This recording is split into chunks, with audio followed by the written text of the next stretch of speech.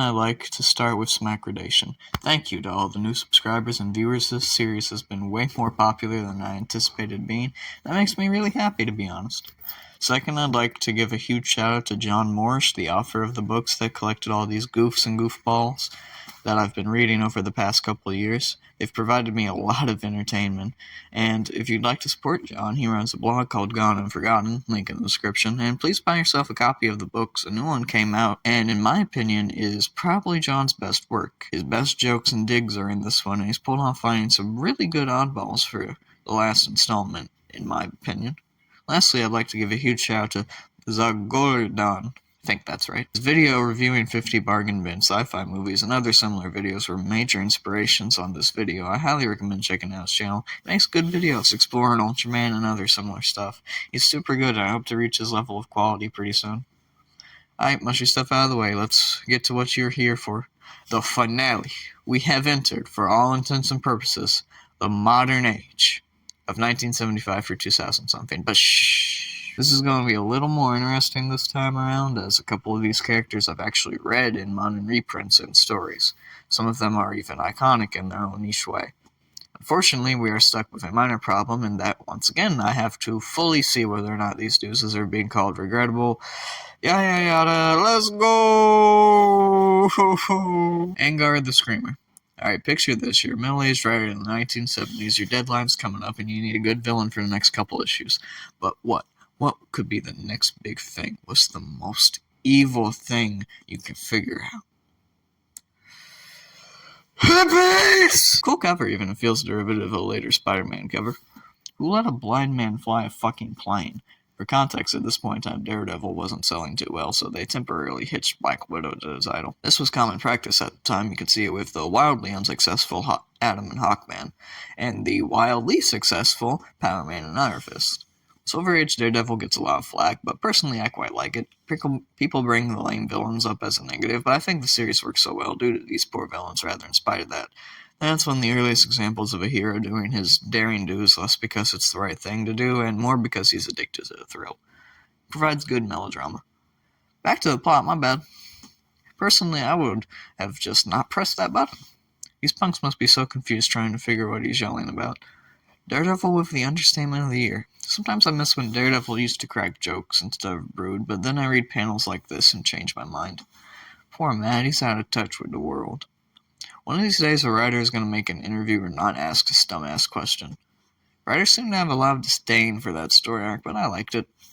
What the fuck is a cosmic giggle? Something I hated that Marvel did a lot was the fake villain battle. It worked well in FF100 because the whole point was it was a huge celebration. Biting commentary. Something about this pose is so off to me. I think it's the shading. Also, what a fucking lame 100th issue for Daredevil. Cool cover, to be honest. Honestly digging this way more than the last issue. Angar, the original Genjutsu user. Is Matt gay or something? That's not the face I'd be making if I saw a chick in a skin-tight onesie. Oh wow, it's closer with that Naruto comparison than I thought. Okay, Origin. Womp womp.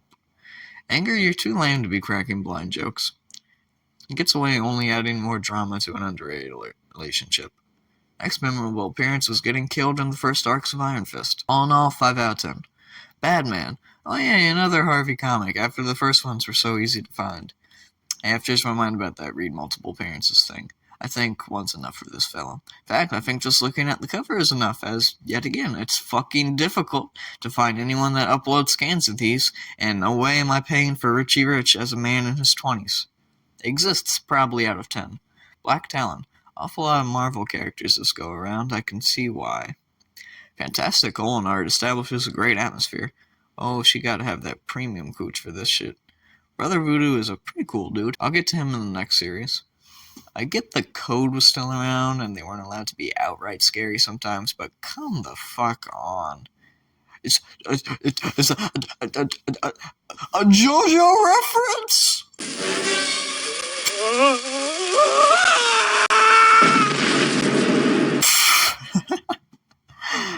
So if Peter gets to fight this chicken, does that mean Cleveland should start boxing this one? Good as ass. Black Talon is almost a non-entity, but Brother Voodoo is fun to follow. Well, sucks for you, I guess. Black Talon showed up in a Avengers story later on, but I'm going to skip that in favor of the West Coast Avengers because I actually own an issue of Black Talon.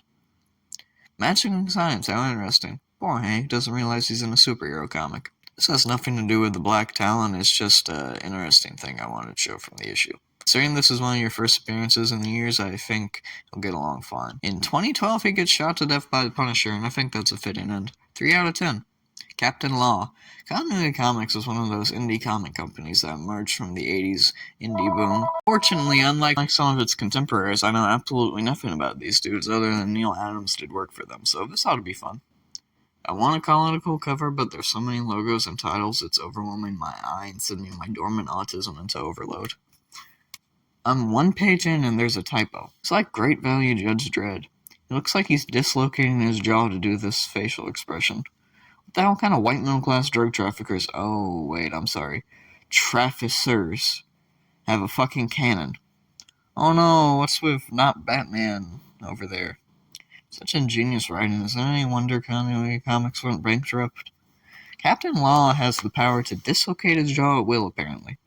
This feels so phony, like I'm in somebody's hand-me-down comics. From the dollar store. Oh no, how will they survive this battle? Oh yes, the Mark Waid stratagem. Why am I glad this came out in the 80s, because people would be acting real obnoxious about this if it were now. I've seen enough. 0 out of 10. The death throes. Okay, so you know your annoying friend that tried juggling once only to fuck it up and break all your stuff? What if they were an entire supervillain team? Bombsy better be a cute couple nickname and not an actual name. So you got a dude that looks like Rainbow Sherbert and a chick in gym clothes. I don't know about you, but I'm intimidated. I'd be upset too. A fucking building exploded. He just like me, for real, for real. Fuck the plot, I want to know this man's opinions on what he's witnessing. Yeah, I know it made the Avengers super fucking annoying. What the fuck do gun risks have to do with juggling? The lamest Moon Knight villain. They look like kids bothering their grandpa. Hawkeye domestic abuser extraordinaire. I was kidding, but damn, never mind. This got a good laugh out of me. You did. Sucks to be you. The rest of these losers showed up in Cap 317. I like how they had to remove everything about Crossfire's design to make him look cool. Good enough splash page. This is like a clown sitting down to discuss taxes while blowing balloon animals. He may dress corny, but he ain't gonna get ripped off. I had an idea a while back called Punisher Cleans House, where the Punisher went through a bunch of Marvel's dumber superpower goons. And reading these comics wants me to turn that pitch into a reality, to be honest. Ugh. Maybe an old geezer, but he's still got that style. And that ends the death throes. Desert Dwellers. Please God, I can't deal with too many more 80s Marvel jobbers. I am not strong enough. Personally, I know some of my kinkier friends would like the idea of a rock lady. But personally, I'm rooting for my mans over here. Never liked this effect for Laser Eyes. It looks more like his eyes fucking burst open. The internet's ruined my brain because what would have become a poignant storyline becomes a meme to utilize next time a manga I like gets cancelled. This is my man's cactus and the cactus 4. I'm shitting my pants right now in pure terror. No, my beautiful boy! Oh, thank God. I want to like this guy, but his design feels like a copy-paste of Stingray. Fun panels, they almost make me forget that 3 pages ago we were reading a man's suicide notes. My neck's broken and I'm suffering internal hemorrhaging from this tonal whiplash. Marvel owes me reparations. See, this kind of shit is legit harrowing to read, but it has to share the page with this purple fuck. Hank, listen, please, it'll be several decades from now, and no one will give a shit about you, but I can promise a nuclear 3-movie deal with Disney, and a multiverse on... Look, I'm only here to review the dudes in the first part. I must skim until they show up. Okay? 6 hours later. Y'all can't do this to me. This is a whole ass story arc where the villains in this book only made 2 appearances.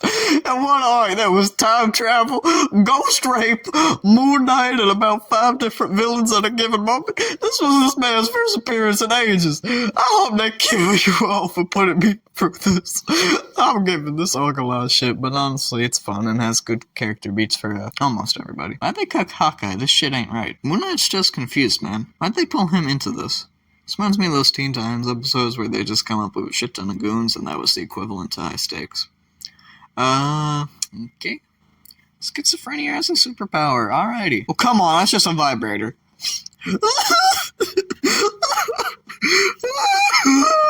I'm so confused. Dr. Bong. Stop, wait, it actually happened. An actual 10 out of 10 comic villain. Mini essay time, written by Steve Gerber and with excellent moody art from the various Marvel artists. Howard the Duck was the Marvel comic of the 70s, embodied everything right and wrong with the company. I've read it countless times over the years, beginning to end, and the Dr. Bong storyline that sees Howard separated from his friends and one true love. Also, the movie was good, fuck you. 10 out of 10. Doomstalker. Oh, that was a nice break from the usual fare, so I wonder what's next. Let's see. Atlas Comics. I'm killing myself! Alright, in the 70s, the original guy in charge of Marvel wasn't happy with Stan, made his own company, offered an absurd rate to new artists, which were typically Marvel and DC house artists, and get this advertised itself as the new house of ideas. But unlike Valiant, these comics weren't good enough to back up the claim. In fact, most of them were canceled in 3 to 4 issues. And the same goes for the Brute, the comic Doomstalker appears in. Brute was a boring, if not well-drawn, Hulk ripoff, notable for killing a child in his first appearance. Speaking of, look at the evolution. Issue 1's art and cover would be compared with an EC comic of the 50s, or the monster comics Marvel used to publish back when it was called Atlas. Meanwhile, in issue 3, the style is gone, wherein a more attention-grabbing cliffhanger snow cover clearly imitating the Marvel style of the 70s. Decapitates a bear, but it looks so boring. Decapitated a bear, the fuck's the net supposed to do? What if Spear from Primal was one of those annoying fucking James Cameron personas? Where the fuck is the goddamn cyborg? I was told there would be a cyborg. There was never a next issue. They're out of 10. Dr. McMahon. Oh, yay, we're back at Continuity Comics. Yay. What a dumb fucking company name. Fine cover. This reminds me of that one scene from the third Scooby-Doo movie. Looks like the mall security drones from Chopping Mall. Oh god, he is a German mad scientist. You can pilot a giant great value Dalek, but you can't stop a missile. I thought K9 was annoying. Obvious twist is obvious. Don't you compare this little prick to my man's over here, that's not right. The second part, Toy Boys fighting a bunch of 30s comedians that I'm pretty sure no actual kid from the 80s would know. Also, his mecha's completely changed designs on the cover. Hey, on second thought, Continuity Comics ain't so bad. Oh hey, it's Hitchcock. Boy, this is aggravating. They kill off the Three Stooges off panel, what a waste. Cold blood, he was shooting at you. This Aruto style of thinking only leads to more suffering, as evidenced by Jason Kreider. Jason, why are you crying about killing Hitler? Is there something you want to tell us, bud? I don't know why, but McMahon reminds me of Zaroff. Nothing in the world can stop me now! Ronald Reagan jump scare. Charlie Chaplin jihad. Oh no, I don't want to deal with Grandma whining about Dr. McMahon the whole night. Zaroff clip again. Nothing in the world can stop me now! Fuck off. The Generic Man. A 90s Detective Comics magazine. I have high expectations for this one. Good cover. A clever gimmick. Humorous. What an intriguing character. Wry comment. He is indeed a generic man. It is in my opinion that Steve Ditko would have enjoyed this character named the Generic Man. Our hero must stop this individual. This villain disturbs me personally. After a skirmish, the antagonist known as the Generic Man has passed away. However, we are left with a cliffhanger. I quite enjoyed reading the Generic Man's appearance in issue 2 of The Heckler, 1992. I rank him a score of 10 on a scale of 10. Ghetto Blaster. The Outsiders were my favorite superhero team as a kid. I owned their first issue where they fought the Atomic Family, so this will be fun. And I forgot how popular calling some people a turkey used to be. Maybe 5 to 6 pages is enough for a story like this, but oh well. How do you get a costume like that? Power absorption is the lamest ability in the world because every time it shows up in something, the solution is always, just give him more till he pops. It's so boring. That's cool and all, but how the fuck did he make the suit? 5 out of 10. The Golden Führer. Yeah, Hitler's fine and all, but you know what he needed? A gold robot head and Star Wars gun. And by the way, this was the final issue of the Scorpion. You want to see the first issue? Now second? Yeah, I don't know why the fuck they turned this pulp adventurer into a Dollar Tree Marvel hero, but they did it anyway. Oh my fucking god, they killed the first Scorpion and made him a legacy hero. Boy, I sure picked a convenient time to review this comic socially, politically speaking. Oh cool, now it's like double offensive. Dollar Tree Blue Beetle. This panel layout is bizarre. Apparently every rabbi has a golem on hand. Brilliant deductive work. Oh, I hate this man. Honestly, this sequence is pretty cool. So are all those giant black globs what I think they are? That did not happen. 4 out of 10. He's a Captain America filler villain and is painfully intended to be a traceover of the Red Skull. Just look at the face shape. The Headmen. Steve River made them they're a large story arc in Defenders that I don't want to spoil because it's just wild. So they get an 8 out of 10. Read Gerber's Defenders run. I'll read Gerber's anything. He's great. The Herdy Gerdy Man. I'm excited because I've never heard of this comic, and that can either mean it's a masterpiece or the worst piece of shit ever created. It appears we're leaning more to that worst piece of shit ever made area. Oh, Grace is a bitch already. He looks like the kind of guy that makes political video essays. For a villain, he's not all that competent. Cool panel, great sense of scale. And the early digital coloring is good. Alright, we're back into that pretty good area. Honestly, like the origin, it plays well with the more ambiguous concepts of reality and such. Poor little guy, didn't deserve that. Interesting. 3 out of 10, it's alright, I guess. Mr. Fish. Yeah, I don't like this comic because it was a filler issue made to catch up with the Marvel deadlines, which were really fucking bad in the 70s, and interrupted a really good story arc about Luke trying to stop a viral agent going off in New York. It was a super good storyline for Luke. But yeah, I guess I'll read it again. Good page, well drawn, and the dialogue's good. The one criticism of my lot against Cage's original series was that every 2-bit crooked pimp in Harlem suddenly had some kind of death ray, perfect for beating him. It's an origin that was written. Like a good filler villain, he dies never to be mentioned again. To give credit where it's due, Luke at the very end gives a very poignant soliloquy that really hits home. Shame it had to be in this issue. 2 out of 10. John Morris decided to be cheeky and cram 5 guys on 2 pages, so this is going to be a speed review. The Blue Leopard, he's drawn by Steve Ditko. It's an Atlas Seaboard comic. The Kangaroo. I like this issue. It's well drawn and has good Peter drama. Kangaroo is lame. Magpie. She looks hideous. The art's good with a fun gimmick to Magpie. Ends with a good line by Batman. Tapeworm. Oh, this came out after an event. That's not good. He apparently smells bad. Presumably gets beaten next issue. The Walrus. It's my least favorite Kevin Smith movie, and that's saying something. The 99. Never heard of him, but they came out after Acclaim bought Valiant Comics, so I hate them already. Hey, she's not too bad to look at. Valiant tentacle porn was not something I was expecting to read. The art on the monsters is good, but the comedy is so I'm crying. Acclaim really chose to do more of this shit than let Solar continue. I don't like how she's looking at me. See, now, I wasn't fond of the first issue, but had a good idea of them figuring out their abilities and having amnesia. But having a huge lore dump second issue in feels super lazy. If this is the competition, no wonder Sailor Moon is still popular. I like these two, to be honest. You know, I'm gonna have to call it here. This is clearly a Monster of the Week style group, similar to Shocker Monsters or the Beastmen and Gavon, so I'm just gonna say they're fine. But this has given me an idea for an own video. Powerhouse. No! You can't make me! I won't do it! I won't do it! You can't make me! No! Back about a year or two before COVID, I read all of Savage Dragon in one go, and it was good. Until it wasn't. And I mean, it really wasn't. Powerhouse is fun, I guess. He's a mix of Captain Marvel-style hero and a mutant, and he's pretty cool. Funnily enough, my favorite story is in issue 244, God. Which is way past the golden age of the title, and consequentially is also when Savage Dragon was out of the title, replaced by his son Malcolm, who, for all hate I give the title, is actually a decent character in his own right. Anyway, the issue follows him as he's doing hero tasks, gets asked by a reality show host to fight Malcolm.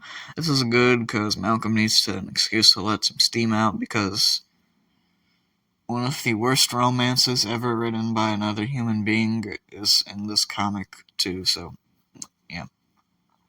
And let's Powerhouse solid score for his defeats over the years. It's a super good showcase of Eric's talents at illustrating widespread destruction and action sequences. You can really see that he grew up reading the monster comics of Jack Kirby and 60s Fantastic Four.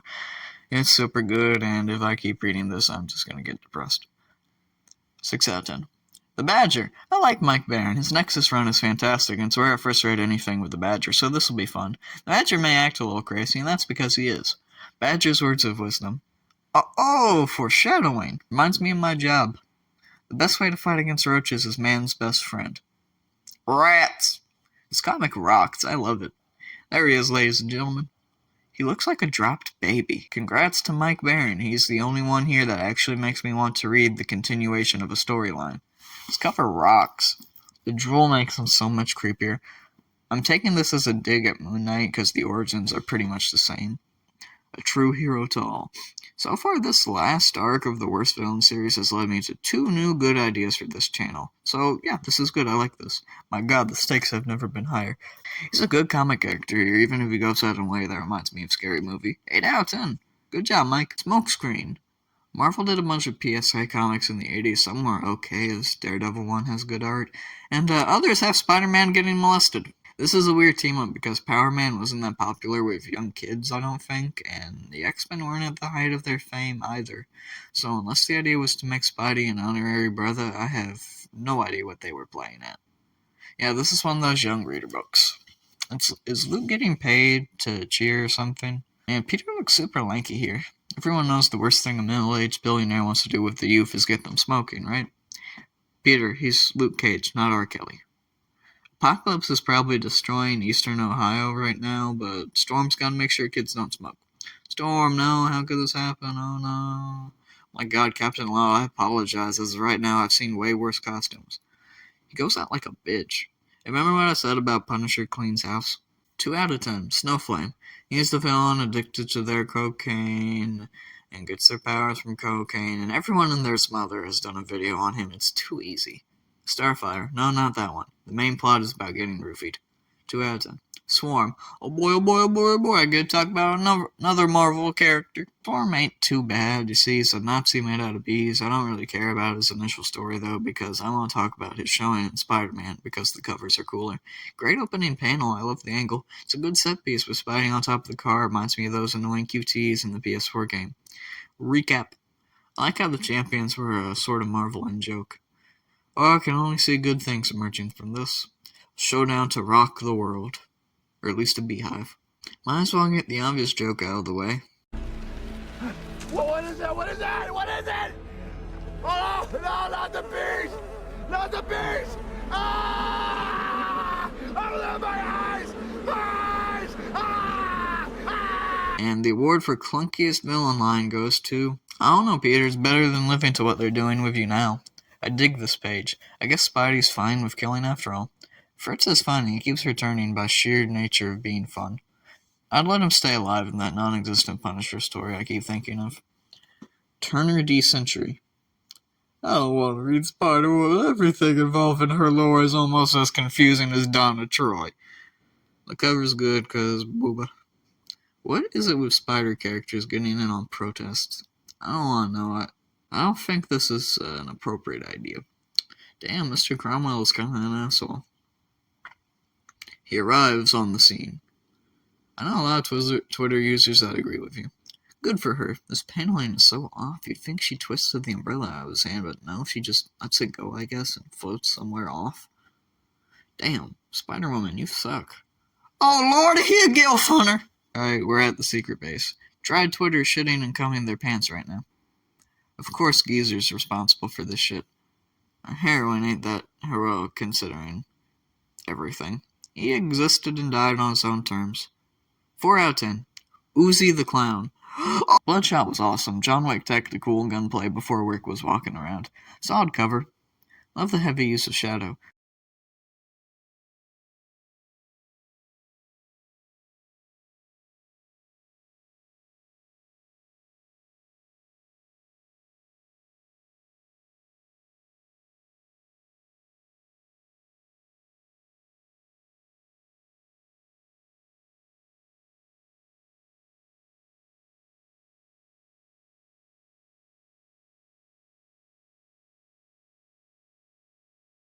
Oh yeah, I forgot I have to say commentary, or else it's just posting comics on YouTube for free. The midget grave is funny. Regeneration is such a cool power, you just have to not be obnoxious about it. When the whole vigilante justice stuff doesn't work out, he can always get a good career going for the NFL.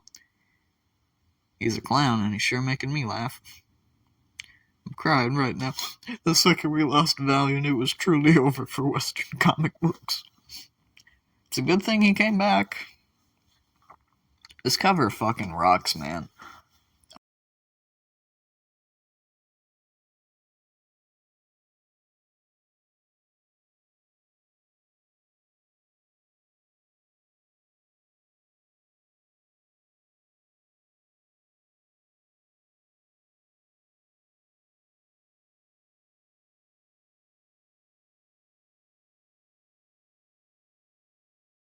Oh yeah, I forgot again, I have to say stuff. Yeah, those tears are coming back. Why did Claim have to interfere? Why? These covers are so good, man. Felt bad for Uzi first time around, but he's gone insane.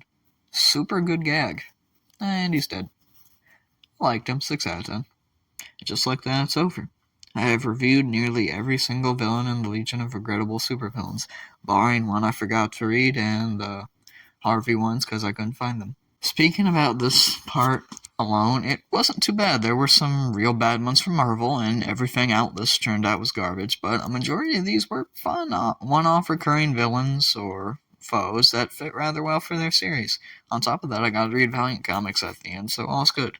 But speaking on a whole, as in the whole book I have gone through, yeah, no, these characters suck!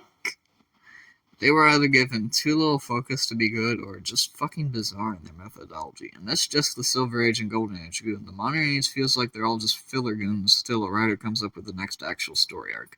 But all in all, I had fun doing the series, and I hope you had fun watching. Also, if you want more, don't worry, I have 2 more books to go through. But first I'm gonna make that Gantz video. I want to read Gantz. Peace, y'all.